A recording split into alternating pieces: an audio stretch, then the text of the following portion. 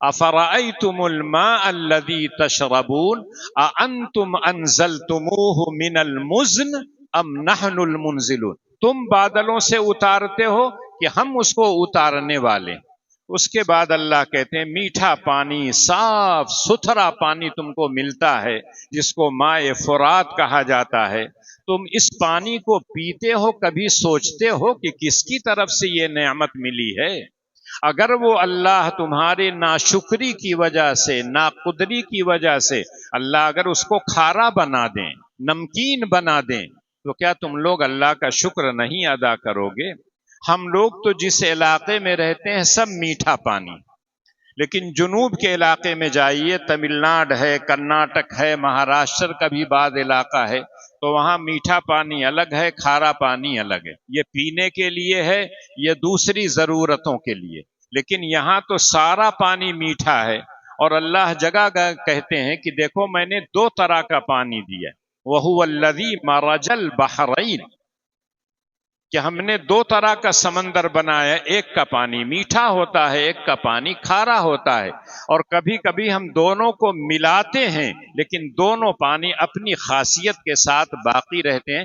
بینہما برزخ لا یبغیان، کہیں سنگم ہو، دو دریا مل رہے ہوں، اگر آپ جائیں تو اس دریا کا پانی الگ ہوگا، اس دریا کا پانی الگ ہوگا۔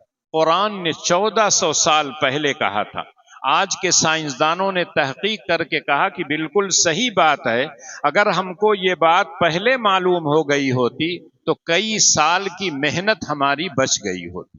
ان لوگوں نے تو تحقیق کیا، ریسرچ کیا، تب پتا چلا کہ جہاں دو سمندر، دو دریا ملتے ہیں، دونوں کی خاصیت اپنی اپنی جگہ الگ الگ رہتی ہے۔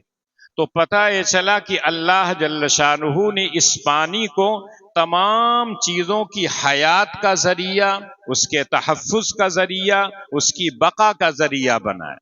اور اللہ نے یہ بات بھی کہہ دی، دیکھو پانی میں اتارتا ہوں۔ افرأیتم الماء الذی تشربون اانتم انزلتموه من المزن ام نحن المنزلون لو نشاء جعلناه اجاجا فلولا تشکرون، اگر اس پانی کو میں کھارا بنا دیتا تو کیا تم شکر نہ ادا کرتے؟ یقیناً تم شکر ادا کرتے، اس وقت تمہیں احساس ہوتا کہ یہ کتنی بڑی نعمت ہے۔ سورہ مومنون میں ایک آیت پڑھیے تو اللہ جل شانہ نے کہا وَأَنزَلْنَا مِنَ السَّمَاءِ مَاءً بِقَدَرٍ فَأَسْكَنَّاهُ فِي الْأَرْضِ وَإِنَّا عَلَى ذَهَابٍ بِهِ لَقَادِرُونَ فَأَنشَأْنَا لَكُمْ جَنَّاتٍ وَنَخِيلٍ وَعَنَابٍ وَفِيهَا فَاكِهَةٌ كَثِيرَةٌ وَفَاكِهَةٌ الی آخر الآیہ۔ اللہ کہتے ہیں پانی ہم اتارتے ہیں، اور ہم جب پانی اتارتے ہیں تو ایک مناسب مقدار میں اتارتے ہیں۔ ایسا نہیں ہے کہ پانی جیسا چاہے آ جائے، زیادہ ہو جائے گا تو طوفان آ جائے گا، سیلاب آ جائے گا، کم اگر آئے گا تو قحط سالی ہو جائے گی، کوئی چیز اگے گی نہیں۔ تو اللہ کہتے ہیں ہم آسمان سے یعنی بادلوں سے پانی اتارتے ہیں، کس صورت میں؟ اللہ کہتے ہیں ہم ایک مخصوص انداز کے مطابق اتارتے ہیں۔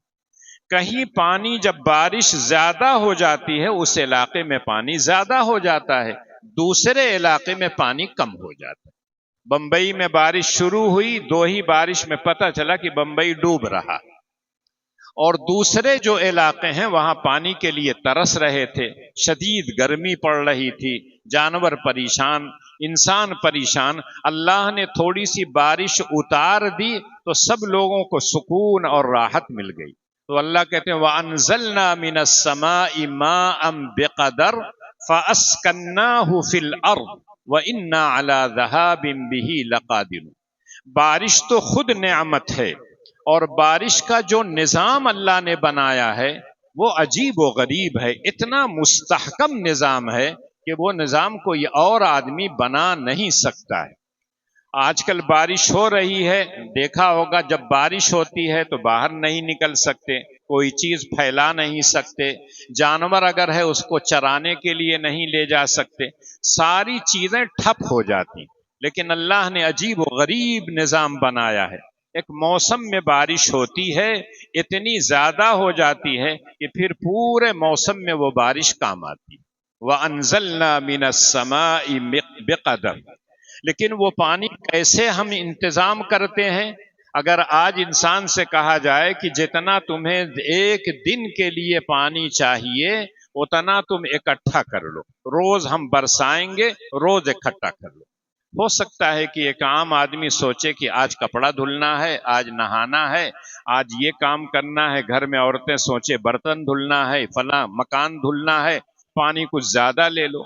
کسی روز سوچا انہوں نے کہ آج نہانا نہیں ہے، کپڑے نہیں دھونا ہے، کم پانی لے لو۔ اتفاق سے پیٹ خراب ہو گیا، پیٹ چالو ہو گیا۔ اب جو پانی تھوڑا سا رکھا تھا وہ تو اسی میں ختم ہو گیا، اب کہاں سے پیے گا، کہاں سے دوسری ضرورتوں میں نکالے گا؟ ہو سکتا ہے کہ آج کل کے جو نوجوان ہو سوچیں گے کہ ہم ٹنکی بنا لیں گے۔ آج ہر گھر میں دیکھیں گے 2 ٹھو 3 ٹھو 4 ٹھو، ساری چھتوں پہ 4 ٹھو بڑکی بڑکی ٹنکی موجود۔ اور اگر پہلے زمانے میں جو بناتے تھے وہ بھی بہت بڑی رہتی تھی، لیکن میٹھا جو پانی ہوتا ہے چند دنوں تک اگر بند رہتا ہے تو وہ سڑنے لگتا ہے، خراب ہو جاتا ہے، اس میں بدبو آ جاتی ہے۔ اور اگر سارے لوگ ٹنکی بنا لیتے تو پتہ چلا کہ ایک گھر میں 10 فرد ہیں، 10 ٹنکی، پوری چھت پر ٹنکی ہی ٹنکی نظر آتی۔ لیکن اللہ نے کچھ عجیب و غریب نظام بنائے۔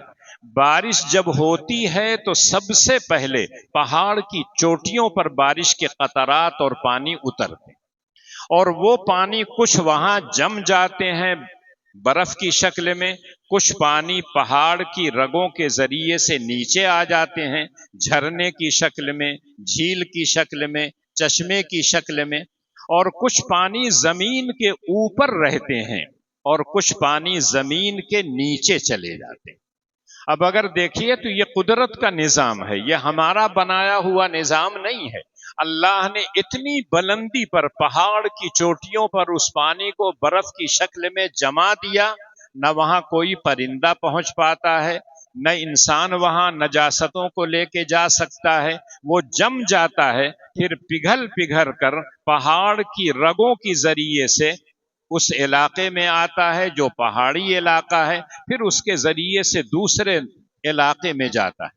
آج بھی جو ندیاں بہتی ہیں سب کو آپ کہتے ہیں پہاڑ سے نکلی ہو، وہی پانی جو پہاڑ پر جمع ہوا تھا وہی پانی پگھل کر کیا ہے ندی اور نالے کی شکل میں آتا ہے۔